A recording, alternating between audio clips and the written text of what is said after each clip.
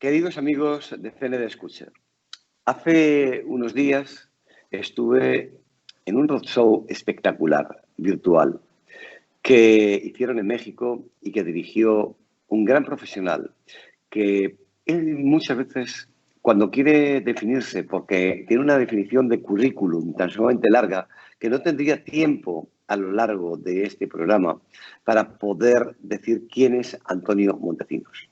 Pero la definiré con dos palabras. Es un gastro peregrino.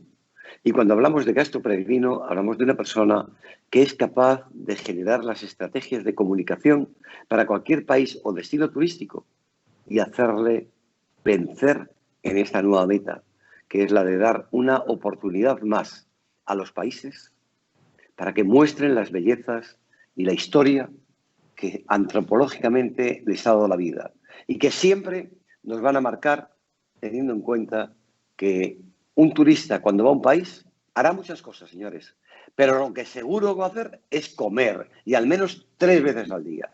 Por lo tanto, damos entrada a Antonio Montecinos, que la presentación es casi inútil porque él se va a presentar mejor que ninguno de nosotros. Antonio. Muchas gracias, José Carlos. Un placer estar contigo y con toda tu audiencia. La verdad es que estamos muy contentos de poder compartir esta pasión, que más que una pasión es una inspiración, ¿no? Y te estaba escuchando y evidentemente tenemos también que entender que ante la coyuntura que estamos viviendo, el alimento del cuerpo es importante, pero creo que más que nunca el alimento del alma es lo que está haciendo cambiar mentes, corazones, estrategias y sobre todo esta concepción de que la gastronomía la consideramos solamente como parte del viaje en el aspecto de comer y beber, como una parte biológica, y no es así. De los datos impresionantes que ya tenemos, es que la misma OMT pre-COVID reconocía que ya la gastronomía representaba el 40% del gasto turístico. Sin embargo, en América Latina, en cuestión de motivación, la gastronomía, por la misma OMT, ya es considerada la segunda motivación de desplazamiento. Ahora, es muy interesante porque cuando analizamos cómo ha evolucionado la gastronomía tan rápido, a diferencia de otras tipologías turísticas, pues tenemos que marcar un antes y un después. El antes es que se consideraba solamente como parte del hecho del comer y beber. Sin embargo, a partir del año 2010, el 16 de noviembre, la gastronomía es reconocida por la UNESCO como Patrimonio Inmaterial de la Humanidad. Nosotros en México estamos celebrando el próximo lunes el Día Nacional de la Gastronomía, que emerge de este reconocimiento de la UNESCO. En ese año se reconoció a la cocina tradicional mexicana, cultura comunitaria, ancestral y viva, el paradigma de Michoacán, pero al mismo tiempo a la comida gastronómica de los franceses, y mira qué interesante, también a la dieta mediterránea, cuyo expediente está integrado por Chipre, Croacia, España, Grecia, Italia, Marruecos y Portugal. Eso es un primer movimiento importantísimo. De ahí se desarrolla toda esta revolución, sobre todo en México, que al día de hoy nos ha llevado a estar considerado nuestra gastronomía ya como una de las mejores del mundo, ¿no? Y yo creo que otro de los movimientos que han sido muy importantes, hay que reconocerlo y agradecerlo, es el gran trabajo que ha hecho la Academia Iberoamericana de Gastronomía. Recordemos que entre varios reconocimientos que tienen, el que impacta mucho a América Latina es el de Capital Iberoamericana de la Cultura Gastronómica. ¿Y por qué impacta a América Latina? Porque se lo dan a Guanajuato, donde tuve yo el placer de trabajar con el maestro Fernando Olivera, que ya ha estado por aquí, que además es un gran amigo y un gran aliado como tú y todo tu equipo a favor de la gastronomía y el turismo gastronómico, ¿no? Esto cambió la manera de ver la gastronomía, no solamente en México, sino en toda América Latina, ¿no? Países como República Dominicana, como Costa Rica, empezaron a dimensionar que para poder desarrollar esto ya no tenía que ser únicamente en el ámbito local, sino que ya se requerían políticas públicas, pero no puede haber políticas públicas sin gobernanza, ¿no? Y es ahí donde entran los trabajos tan valiosos como los que hace la Academia Iberoamericana, que como tú bien lo has comentado, efectivamente no es una escuela, no dan clases, sino que entre otras cuestiones, generan criterios, generan protocolos, empoderan y ayudan a través del cabildeo a generar estas políticas, ¿no? Y esto es muy importante y lo estamos viendo en el desarrollo de estos países que ya mencioné. Ahora, ¿qué cambia el mundo en cuestión de destinos de turismo gastronómico? Pues que en el año 2018 Japón es considerado el mejor destino gastronómico del mundo. La OMT agarra esta bandera y dice, ok, entonces ya tenemos que ir al siguiente nivel. ¿Cuáles son los niveles que ya tenemos dominados? La gastronomía, perdón, la culinaria, la gastronomía, pero ahora hace falta ya integrar productos como rutas, circuitos itinerarios para desarrollar un destino que sea lo suficientemente atractivo para generar un desplazamiento importante de visitantes que puedan ayudar o coadyuvar a toda esa cadena de valor productiva de ese destino, ¿no? Por lo mismo, hoy nos encontramos ya con el primer prototipo del mundo en destinos gastronómicos, que es Ubud, en Indonesia. Como sabemos perfectamente, Asia ha marcado las pautas a nivel internacional como región, pues, hablando específicamente de Asia, ¿no?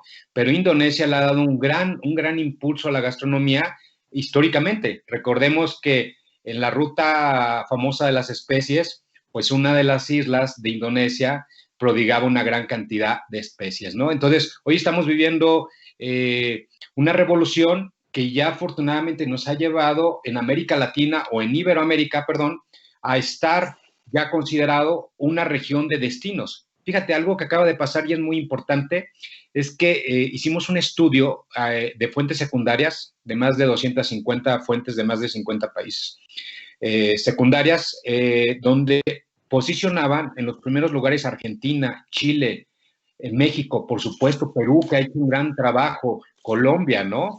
República Dominicana y Costa Rica. Pero mira, José Carlos, que está cambiando el mundo, que hoy por hoy ya Perú no es el mejor destino culinario de América Latina. Hoy por hoy es Colombia, quien ya ha sido galardonado por la World Travel Awards, ¿no?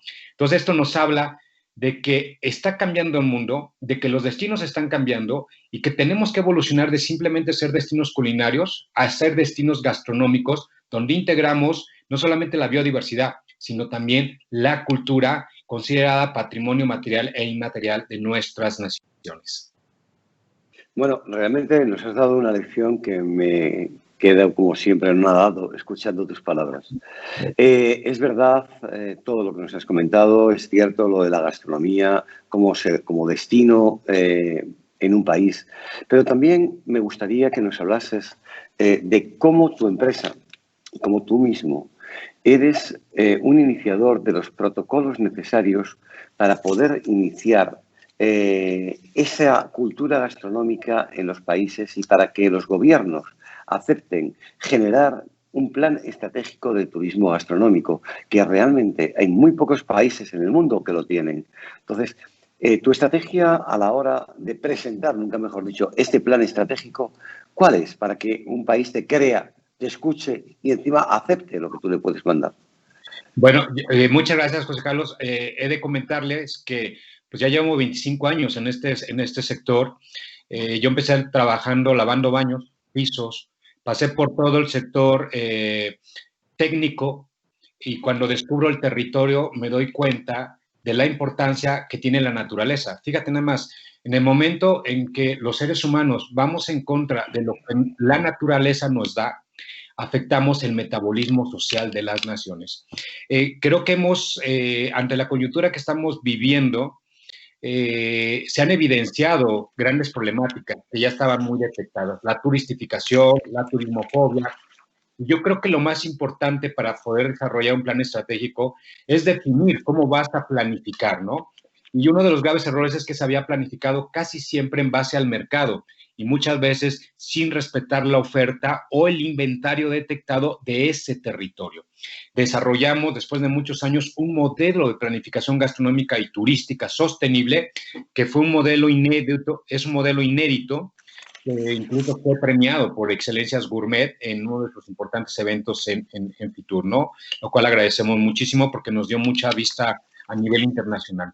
Si tú no puedes considerar de manera prioritaria a esa comunidad, no puedes hablar de sostenibilidad. Entonces, lo que hemos hecho diferente a los demás es que tenemos una metodología científica. Además, soy representante de la red de gastronomía de la OMT por la Confederación Panamericana de Escuelas de Hotelería, Gastronomía y Turismo, que representan hoy 120 instituciones en 23 países de Iberoamérica e incluso ya en Suiza. ¿Por qué lo digo esto? Porque lamentablemente a veces los políticos no consideran una metodología, no respetan un método científico, y eso es lo primero que debemos de hacer. No solamente es hacer un inventario, hay que hablar con la comunidad, hay que generar una estrategia para poder definir cuáles son los productos y servicios más adecuados para estos países, ¿no? Y precisamente dentro de esta metodología, ¿qué hacemos? Pues consultar a los stakeholders o a los clusters a nivel internacional y a grandes especialistas. Tuvimos el gusto hace poco de tener a grandes expertos de turismo gastronómico. Fernando Olivera, estuvo Armando de Actual, tú hiciste el favor de acompañarnos en este conversatorio que hicimos, que para nosotros es un laboratorio, porque todo lo que ustedes dicen lo tomamos, lo asimilamos y lo integramos a estos proyectos y a esta metodología, ¿no? Dentro de las cosas que tú comentaste que fueron muy importantes y hay que resaltarlo, es que España le ha apostado al turismo gastronómico y evidentemente hoy, si mal no recuerdo, casi el 20% de todo el turista internacional, que son más de 80 millones, va por gastronomía y enoturismo. En nuestros países todavía no tenemos identificado esto. En México, por ejemplo, se calcula que es el 30%, pero no hay estudios. Y lo que hacemos nosotros es precisamente hacer estos estudios y generar, ahora sí lo más importante, que es qué competencias, qué herramientas del conocimiento necesitan estas personas, ¿no? Entonces, como ese evento donde nos acompañaste, hicimos otro evento a nivel internacional, donde le preguntamos al mismo sector, ¿qué quieres? ¿Cómo lo quieres? Hoy tenemos un sector muy contraído. Entonces te dicen, sí quiero conocimiento, pero quiero algo que me aplique inmediatamente y que me dé claves de competitividad para que yo pueda avanzar. Siguiendo esa línea y con todo lo comentado, con la experiencia de más de 20 años, con una tesis doctoral, con modelos que hemos implementado en varios países, pues desarrollamos el Workshop Internacional Destino de Turismo Gastronómico. Y fíjate las 4 líneas que nos marcaron. Regeneración, ya no es suficiente con la resiliencia, ya no basta con estar esperando y aguantando golpes. No, tenemos que regenerar. ¿Y qué regenerar? Algo dejamos de hacer que tenemos que volver a empezar. Y yo creo firmemente que lo que dejamos de hacer fue respetar la esencia del turismo, que es la hospitalidad. Y muchos destinos y muchos países veían al turista como un medio de ganar dinero y no como un medio para generar sostenibilidad y coadyuvar al desarrollo de esas comunidades, sobre todo en los entornos rurales, que es donde se desenvuelve perfectamente el turismo gastronómico en sus diversas tipologías. Fíjate nada más, todo el mundo habla del turismo rural, ¿no? Pero muy poca gente sabe que la esencia del turismo rural es el agroturismo. Y el agroturismo nace en las explotaciones agrícolas. Y uno de los países pioneros en esto precisamente es España, el País Vasco, ¿no? Es interesantísimo. Entonces, la gente, al no entender que la esencia del turismo o el agroturismo es compartir, comunicar y respetar con esas comunidades esa cosmovisión, esa esencia y esos usos y saberes, esto se va prostituyendo, porque entonces esa persona ahora en vez de vivir ahí donde antes rentaba a ese turista, ahora esto ya lo convirtieron en casas rurales. Una casa rural pues es como un hotel, como tener tu propio departamento, como tener tu propio piso, pero ya perdió la esencia de poder convivir con esas personas, ¿no? Y que ellas además, para ellas el turismo no sea la principal actividad, sino que sea una actividad complementaria. Y es estos temas que son los que vamos a estar viendo dentro de este workshop de destino de turismo gastronómico internacional. Si me permites, te comparto las 4 grandes líneas. Empieza el 16 de noviembre. Van a ser 4 clínicas con lo que aprendimos. Son aplicación acelerada en 3 sesiones de 3 días, incluso lo puedes manejar de manera física o lo puedes también tomar grabado, ¿no? ¿Cuáles fueron las 4 líneas que nos marcó después de estos ejes que ya mencioné? Fíjate, la problemática principal para lograr un destino es que no hay clústeres. Entonces hay que diseñar clústeres gastroturísticos en el destino donde integras a toda la cadena de valor con stakeholders o grupos de interés. Esa es la primera clínica que inicia este lunes 16. La segunda línea es cómo desarrollar experiencias, cómo llevar el storytelling al storyselling. ¿Qué quiere decir? ¿Cómo interpreto el territorio, el producto? Y esto muchas veces está en los camareros, está en los recepcionistas, está en la gente que tiene el contacto directo con el turista, ¿no? Y que muchas veces no están o no tienen las suficientes competencias o la suficiente formación para poder hacer este gran trabajo de embajadores turísticos o gastronómicos de ese territorio. La segunda clínica o línea de trabajo es animación turística y talleres agrourbanos. ¿Cómo podemos generar desplazamiento de las pequeñas ciudades o grandes ciudades al entorno rural y viceversa, ¿no? Ahí vamos a tener grandes especialistas también de República Dominicana, México, etcétera.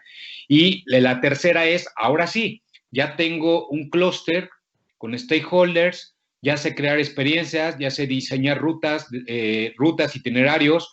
Ahora viene la parte más importante. ¿Qué pasa con la empresa?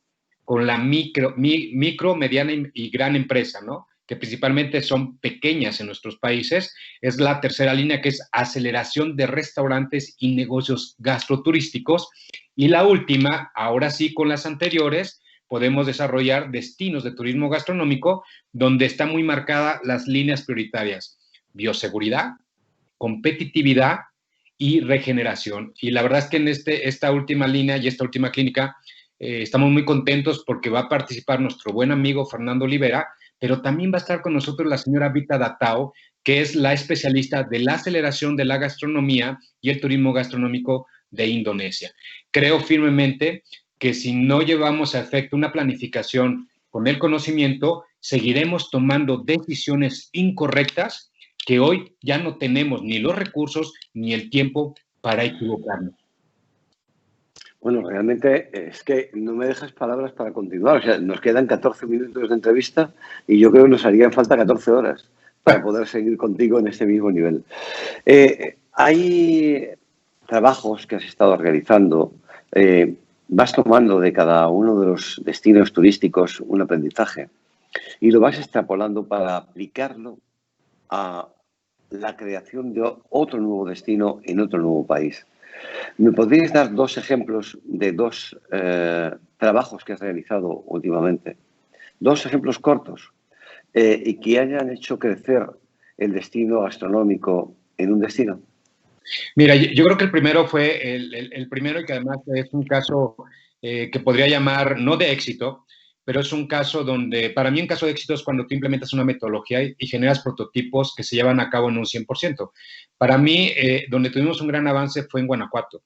Y como sabemos, incluso Guanajuato ganó la mejor política e innovación en gobernanza turística ante la OMT, ¿no? Los premios Ulises, que son los Óscares del turismo. Yo creo que un país donde trabajamos y que tuvimos muy buenos resultados fue República Dominicana, ¿no? Claro, ahí ustedes han estado haciendo un trabajo interesante. Nosotros hicimos un diagnóstico y el trabajo que se llevó a cabo fue por medio de una fundación con el Ministerio de Cultura, y hoy por hoy esas líneas de investigación han servido para trabajar otros productos. Pero yo creo que el más importante que estamos desarrollando ahorita, José Carlos, es trabajar en Ubud, en Indonesia, porque además, fíjate nada más, estamos no descubriendo, sino estamos confirmando que cada vez más está creciendo este turismo espiritual, que muchas veces la gente confunde con solamente turismo religioso, ¿no?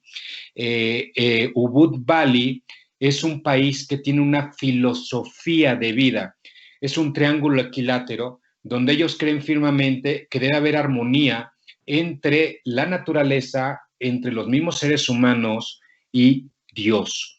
Entonces, ¿qué estamos haciendo allá? Encontramos una gran cantidad de recursos, una gran cantidad de atractivos, pero les hace falta mucha formación a los prestadores de servicios. Por ejemplo, hay una asociación de Homestay Association. Fíjate, es bien interesante. Son pequeñas casas que ahora han ido construyendo, están recibiendo a turistas. Pero, por ejemplo, cuando están comunicando el producto, solamente muestran arquitectura o muestran albercas, cuando tienen una gastronomía excelente. De las cosas que hemos implementado con ellos es que no le den al turista huevos revueltos. Eso lo comen en todos lados. Cuando ellos tienen realmente una gastronomía extraordinaria, que además es muy saludable, nutritiva. Para quien no lo sepa, Ubud Bali es incluso la meca de los yogis, de estos grandes gurús del yoga. Pero fíjate, estos yogas tienen alimentación muy específica, orgánica, son veganos, buscan comida macrobiótica. Entonces, cuando van a prepararse, que a veces son meses, pues además gente de mucho dinero. Entonces estamos trabajando en cómo podemos profesionalizar el servicio con las técnicas, que además los menús, hoy con esta situación que estamos viviendo, tengan mayor interpretación, porque es tan compleja su gastronomía que es difícil entenderla. Entonces, hoy por hoy es lo que estamos haciendo, trabajando, encadenando estos diversos clústeres para que finalmente la problemática que encontramos más grave allá es que no está unido el prestador de servicios con el gobierno. Entonces, nosotros como CEGAO o Centro Empresarial Gastronómico Hoteleros, ¿qué hacemos? Es la empresa que me honro en dirigir. Somos una organización de planificación, gestión y marketing de destinos. Nuestro trabajo es hacer estos eslabones y entonces ya al final, después de un diagnóstico, todo un proceso de planificación, podemos establecer un plan estratégico e incluso nosotros implementarlo, capacitar a esa gente y después que esto empiece a caminar solo. Eso es lo que trabajamos nosotros. Lamentablemente íbamos muy avanzados allá, pero esta situación de la pandemia nos tiene un poquito parados. Pero yo creo que hoy por hoy ese es el camino, ¿no? Después de este confinamiento, yo creo que tenemos que transmutar, tenemos que entender que debemos hacer las cosas diferentes y en el turismo no es la excepción. Y ahí es donde para mí el futuro más cercano es desarrollar esta subtipología de turismo gastronómico sostenible. Y ahora hay que agregarle la palabra bioseguro, ¿no? Bueno, acabas de utilizar 5 palabras y me voy a quedar con 4 solamente. La primera es camino. La segunda es bioseguro, sustentable, sostenible y gastronómicamente bueno. Camino es el Camino de Santiago, un camino que quizá da pie a la primera frase que tú me dijiste, que te pregunté, ¿cómo te gustaría que te presente? Me dijiste, como un gastroperegrino.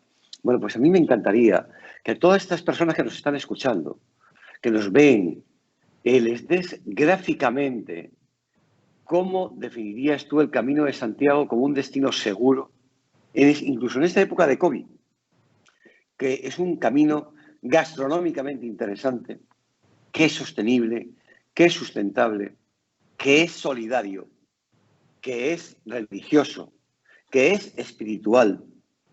¿Y qué más le podrías decir tú? ¿Cómo lo plantearías?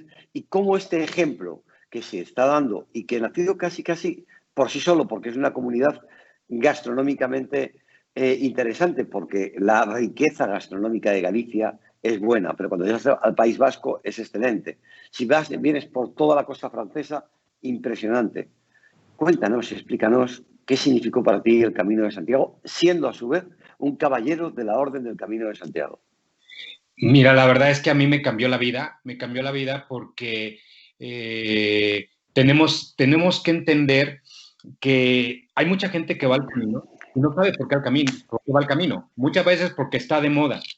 Y yo conversaba con algunas personas y les decía, ¿por qué vienes al camino? Y hay que decirlo, ¿eh? Para quien no conozca lo que es el camino tiene un inicio y un fin. El inicio para mí es en tu corazón. En el momento que das el primer paso desde tu casa, desde tu habitación para ir hacia allá, y el fin o la meta sería turísticamente llegar a esa grandísima y maravillosa Catedral Santiago de Compostela, ¿no? Sin embargo, yo preguntando como buen investigador a la gente que iba en el camino, les decía, ¿por qué haces el camino? Yo creo que ni el 15% me dijo que por el santo o por el apóstol. La gran mayoría me dijo, hago el camino para encontrarme en mí mismo. La gente que hace el camino no es cualquier persona. Es una persona que ya satisfizo sus necesidades básicas, el deber ser, y ya va a estar buscando el ser. A mí me sirvió muchísimo para reflexionar, para encontrarme y hay que decirlo, para transmutar. Entonces fue muy interesante porque mis primeras etapas eran turísticas, había mucha gente, conversábamos, las comidas, las bebidas, el vino, es un deleite, de verdad sé el camino simplemente para ir a comer, pero ya valió la pena, porque hay un listado innumerable. Sin embargo, cuando yo me muevo del camino tradicional francés y hago el camino primitivo, donde hay menos gente, donde hay menos turistificación, donde hay menos turismofobia, me encuentro con la esencia del camino, con esa soledad contemplativa cuyo paisaje te va mostrando lo verdaderamente importante de la vida y esa grandiosidad que no la vamos a encontrar en ninguna ciudad. Perdona que te interrumpa, Sí. pero es que es muy importante. Cuando las personas hablan del camino, y eso hablas del camino francés, ¿tú les puedes decir cuántos kilómetros tiene el camino francés? ¿Y qué es el camino primitivo? ¿Y de dónde a dónde va? Mira, Aunque yo te voy a decir que te discrepe contigo en una cosa. Sí es verdad que el primer lugar donde nace el camino es en el corazón. Porque si no lo planificas, no estás. Pero el segundo lugar es cuando sales de tu casa. sí, claro. Tu casa puede estar en México, en el sitio más profundo de México. Sí, sí. Pero tú tienes que agarrar un bus o un coche, un camión, tienes que irte a un aeropuerto, o a un barco, tienes que cruzar el océano, tienes que llegar a otro lugar. O sea, el camino tiene muchos comienzos. Entonces, eso es lo que yo me gustaría que les expliques a nuestros internautas. ¿Dónde está el camino de verdad? ¿Dónde nace de verdad físicamente? ¿Y cuántos kilómetros hace una persona que hace el camino? ¿O cuántos debe hacer y cuántos puede hacer? Mira, la verdad es que el camino inicia incluso antes de que salgas de tu casa. Yo me preparé 30 días antes de salir, porque necesitas tener cierta capacidad física. Ahora, yo arranqué en los Pirineos, en Llanau-du-Port, que para mí es la etapa más difícil. Es interesantísimo. Cuando no te preparas bien para el camino, evidentemente, como cualquier cosa que hagas en la vida, vas a tropezar. Entonces,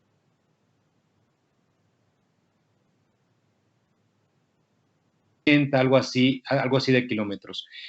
¿Cuál es la recomendación? ¿Yo qué recomendación haría desde mi experiencia, José Carlos?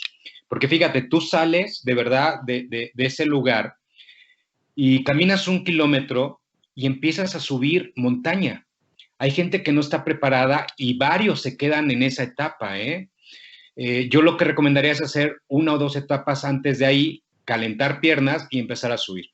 ¿Qué se recomienda?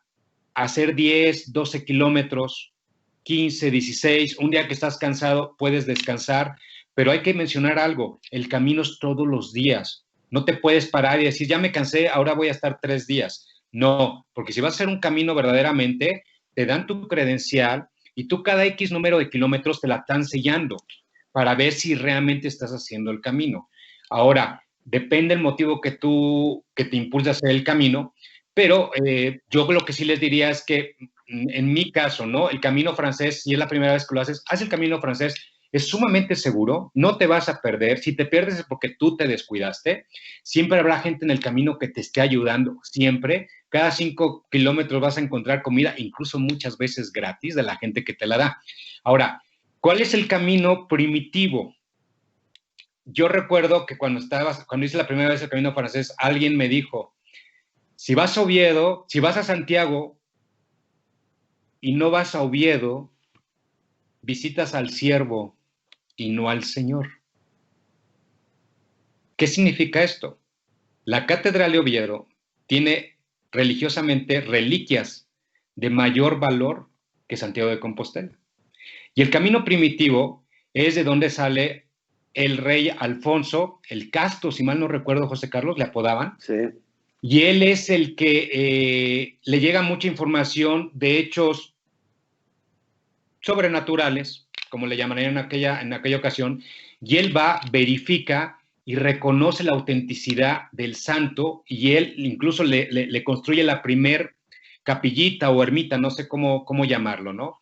Y de ahí nace toda esta maravillosa historia del Camino Santiago, que llega a Finisterra. Entonces, por ejemplo, a mí me falta una parte del Camino de Santiago, José Carlos. Yo todavía no he llegado a Finisterra, que en aquel entonces era considerado el fin de la tierra conocida. Santiago, que es el apóstol en lo que se basa toda esta situación, pues fue considerado el apóstol que más viajó, ¿no? Y es el apóstol de los peregrinos. La verdad es que el Camino de Santiago lo puedes hacer desde muchas vertientes. Para mí, si realmente deseas ir a otro nivel contigo mismo, te recomiendo hacerlo solo, pero puedes ir con tu pareja, puedes ir con tus amigos, y para mí es una excelente opción para la situación que estamos viviendo, porque ese es un turismo en entornos naturales, donde la gente es muy cuidadosa y donde además el estar en estos lugares tan hermosos te va a permitir a ti también ayudar a esas comunidades. Entonces, la verdad es que el Camino de Santiago es una maravilla, sí hay que prepararse, hay muchísimos sitios web donde te van a decir incluso las etapas, qué tanta altura, qué tan bajo, qué tan alto, porque eso va a influir mucho también en el número de kilómetros que puedas ir. Así que yo les recomiendo muchísimo hacerlo, les va a cambiar la vida. Bueno, yo creo que hemos presentado en el día de hoy a un hombre que vive con amor, con pasión, con inteligencia y con conocimiento. Sí. En CND Escucha hemos dado la oportunidad de expresarse a muchas personas que han hecho el favor de venir y hablar con nosotros. El señor Montecinos con una C, porque muchos dicen Montesinos, por eso de la C y la S en esta pronunciación iberoamericana tan compleja. Pero Antonio Montecinos es un gurú que nos transmite una pasión impresionante. Hoy no tenemos más tiempo para seguir conversando con él, pero esto significa que nos queda mucho más espacio, mucho más días para tener otras conversaciones con Antonio, que aparte de ser un asiduo maestro de los que nos acompañan y nos hacen el favor de estar con nosotros en nuestros seminarios gastronómicos, de impartir gran parte de sus conocimientos gratuitamente siempre a todas las personas que acuden a ellos, tenemos otra visión, la visión espiritual que con esta entrada en el Camino de Santiago nos ha presentado hoy. De ello nos ha hablado que la gastronomía sí lo ha dejado por encima, pero no con la fortaleza que a mí me gustaría. Y es que la gastronomía en el Camino de Santiago es impresionante. Vais a conocer todo el que queráis hacerlo, aquello que no vais a ver en ningún otro lugar. Comida rural, comida natural, comida de mar en la montaña y comida de la montaña en el mar. Y todo esto con un precio impresionante, porque son precios súper módicos, súper aceptables, pero que puedes hacerte desde el turismo más lujoso hasta el más sencillo. Desde que te lleven una mochila o tus maletas te las lleven en un coche escoba que vaya caminando, a que tú vayas con tu mochila, la lleves a bordo, lleves tu saco de dormir, duermas solamente en albergues de peregrinos y te hagas esos kilómetros. Hay personas que salen desde Roma a hacer esta peregrinación. Hay otros que hacen el camino más largo, que es el camino que sale desde la Torre del Oro en Sevilla. Y es las personas que hacen el camino desde América o desde Iberoamérica por la misma ruta que llegaba el oro, la plata de este continente. Pero realmente hay que agradecer a Antonio este tiempo que nos ha dado y le daremos solamente pie para el siguiente programa en el que le invitemos, que será el que él quiera aceptar. Y lo más próximo posible será Antonio Montecinos II. Y le dejaremos solamente este dato para que lo investigue y lo averigüe bien. Nos lo presente como una opción.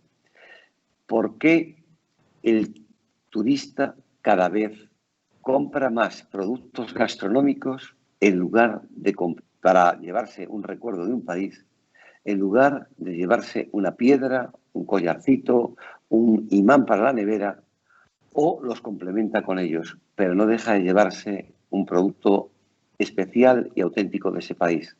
Esa es una de las cosas que España ha dado un pie adelante, evidentemente por su gastronomía. Antonio, he hablado más que tú. Como tú me has dicho que querías que hablase, he hablado más que tú. Así que te agradezco mucho, mucho, mucho tu tiempo. Y como yo te robé a ti unos minutos en tu programa, te dejo que tú me robes unos más en el mío. Así que un abrazo fortísimo y cuéntanos, despídete de nosotros como lo que tú quieres. Bueno, nada más me parece un tema maravilloso que acabas de tocar. Además, es una cuenta pendiente.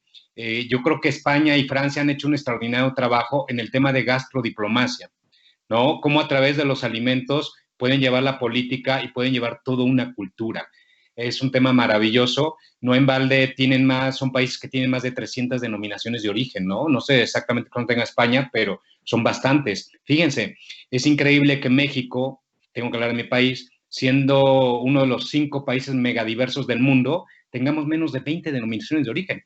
¿Por qué? Porque no estamos protegiendo el territorio. En el momento que logramos esto que acaba de decir José Carlos, estamos beneficiando al pequeño productor, al agricultor, al de los quesos, pero eso será motivo de otro conversatorio. Yo encantado de estar con ustedes. Nada más invitarlos a este workshop internacional Destino Turismo Gastronómico que vamos a estar nosotros impartiendo a partir de la próxima semana. Ojalá la gente que esté interesada, le invitamos a que visite en Facebook la página del Centro Empresarial Gastronómico Hotelero, no por el tema nada más del workshop, que es muy interesante, sino porque continuamente, como bien dice José Carlos, tenemos el gusto, y hay que decirlo. Yo escribo mucho en sus revistas, me gustan mucho las revistas de ustedes, y la verdad es que compartimos continuamente con otros grandes especialistas artículos, investigaciones, y todo eso lo ponemos ahí totalmente gratuito. Muchas de las investigaciones que hacemos están ahí gratuitas para ustedes, porque creo firmemente que el conocimiento inédito, sobre todo, si no se comparte, de poco sirve. Y la academia tiene como principal objetivo eso, generar el conocimiento y que con esta herramienta, de manera neutral, podamos salir poco a poco adelante. Y yo creo que hoy, José Carlos, hemos dejado una semilla muy bonita para que en su corazón, una de las próximas visitas que hagan sea al maravilloso Camino de Santiago. Te agradezco mucho, un gran abrazo, y a todas las personas que nos están escuchando, gracias por tomarse el tiempo y dedicarnos estos minutos. Bueno, yo me despido también de ustedes recomendándoles que no dejen de asistir y de entrar en este seminario gastronómico tan especial que nuestro querido Antonio Montesinos imparte, porque las autoridades que van a dar las conferencias, no solamente en el workshop, son tan importantes que la sabiduría no tiene precio. Por lo tanto, ¿qué más van a perder ustedes que un poquito de su tiempo? Que no lo van a perder. Lo van a invertir y les va a resultar súper rentable. Miren sus páginas web, entren en ellas, búsquenle a él y lo van a encontrar todo. Muchísimas gracias, Antonio. Quedamos siempre dispuestos para ti. Hasta la próxima.